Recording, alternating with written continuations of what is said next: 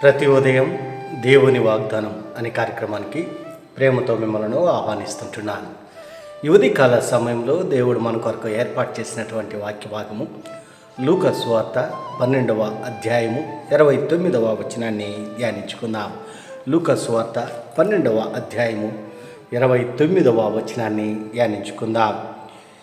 ఏమి తిందుమో ఏమి త్రాగుదుమో అని విచారింపకుడి.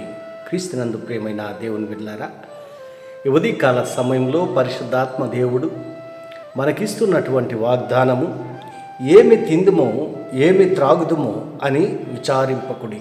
ఈ యొక్క వాగ్దానాన్ని దేవుడు మనకును మన కుటుంబాలకును ఆశీర్వాదకరముగాను దీవెనకరముగాను మార్చునుగాక. ఈ యొక్క మాటల్లోని ఆత్మీయ సత్యాలను ఆత్మీయ అర్థాలను మనం గమనించినట్లయితే ప్రభువైన యేసుక్రీస్తు ఆయన శిష్యులను ఉద్దేశించి ఈ యొక్క మాటలను మాట్లాడుతూ ఉంటున్నారు.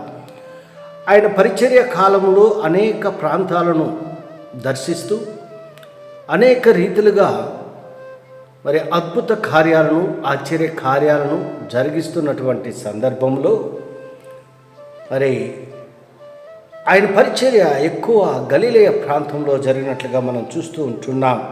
మరి అటువంటి సందర్భంలో శిష్యులు ఆయన యొద్దకు వచ్చి మరి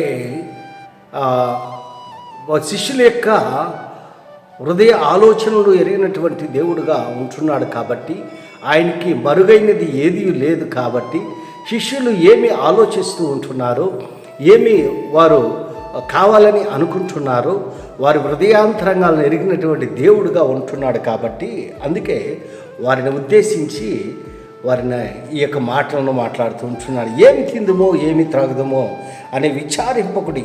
మీకు ఏమైతే అవసరతగా ఉంటున్నదో, మీకేమైతే అక్కర కలిగి ఉంటున్నదో సమస్తము ఆయనకి తెలిసే ఉంటున్నది. ఆయనకి తెలియనిది ఏమీ లేదు. ఎందుకనగా హృదయ రహస్యములను ఎరిగినటువంటి దేవుడు. అందుకే అంటున్నాడు, ఆకాశ పక్షులను చూడుడి, అవి విత్తవు కోయవు సమకూర్చు, కానీ వాటిని పోషిస్తున్నటువంటి దేవుడు. వాటికంటే మీరు శ్రేష్ఠులు కాదా అని మరి వారిని గురించి అడుగుతుంటున్నాడు. అందుకే అంటున్నాడు, అంతటా ఆయన తన శిష్యులతో ఇట్లా నేను ఈ హేతు చేత మీరు ఏమి తిందుమో అని మీ ప్రాణమును గుర్చేను, ఏమి ధరించుకుందుమో అని మీ దేహమును గుర్చేను చింతింపకుడి. ఆహారము కంటే ప్రాణము, వస్త్రము కంటే దేహమును గొప్పవి కావా? కాకులు సంగతి విచారించి చూడుడి, అవి విత్తవు కోయవు, వాటికి గరిసె లేదు, కొట్టు లేదు, అయినను దేవుడు వాటిని పోషించుతున్నాడు. మీరు పక్షుల కంటే ఎంతో శ్రేష్ఠులు అని సమాధానం ఇస్తూ ఉంటున్నాడు. అవును ప్రియులారా, మరి ఆకాశ పక్షుల కంటే శ్రేష్టమైనటువంటి వారు ఏమి తిందుమో ఏమి తాగుదుమో అని ఆలోచిస్తూ ఉంటున్నాను. మనల్ని సృష్టించినటువంటి సృష్టికర్త మనకు ఏమైతే అవసరతగా ఉంటున్నదో, మనకు ఏమైతే కొదువుగా ఉంటున్నదో ఆయనకి సమస్తము తెలిసే ఉంటున్నది. ఎందుకనగా మనల్ని సృష్టించినటువంటి సృష్టికర్త అడగక మునిపే నీ అక్కర్లను తీరుస్తానని దేవుడు వాగ్దానం చేసినటువంటి దేవుడు. శిష్యులు వారు భౌతిక సంబంధమైనటువంటి ఆహారం కొరకు, భౌతిక సంబంధమైనటువంటి వస్త్రముల కొరకు ఆలోచన చేస్తుంటున్నారు. వారి హృదయాల్లో ఉన్నటువంటి ఆలోచనలను గుర్తెరిగి యేసుక్రీస్తు వారితో ఈ మాటలు మాట్లాడుతుంటున్నాడు. దేవుని నమ్మినటువంటి బిడ్డలుగా ఈ లోకంలో మనం జీవిస్తూ ఉన్నప్పుడు మనము ఈ లోక సంబంధమైనటువంటి వాటి గురించి ఆలోచించకుండా పరలోక సంబంధమైనటువంటి వాటి గురించి ఆలోచించినప్పుడు మనం దేవుని కుమారులు అనబడతాం.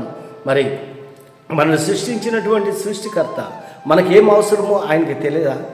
మరి కొన్నిసార్లు మనం దేవుని మీద ఆధారపడము, దేవుని నమ్ముకొనము, దేవుని యందు విశ్వాసం ఉంచము, మన ఇష్టానుసారిగా మన యొక్క సొంత జ్ఞానంతో ఆలోచన చేస్తూ ఉంటున్నాం. క్రీస్తునందు ప్రియమైన దేవుని బిడ్డలారా, ఈ ఉదయకాల సమయంలో ఈ మాటలు వింటున్నా నీవు నేను ఆయన యందు నమ్మిక ఇచ్చి, ఆయన యందు విశ్వాసం ఉంచి, మరి మనకేం కావాలనో అడగకమునికే మనకు దయచేసేటువంటి దేవుడు.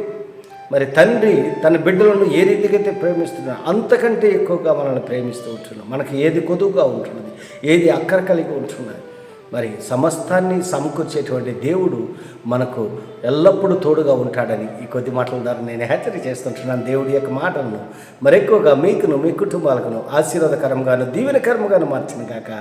ఆమేన్.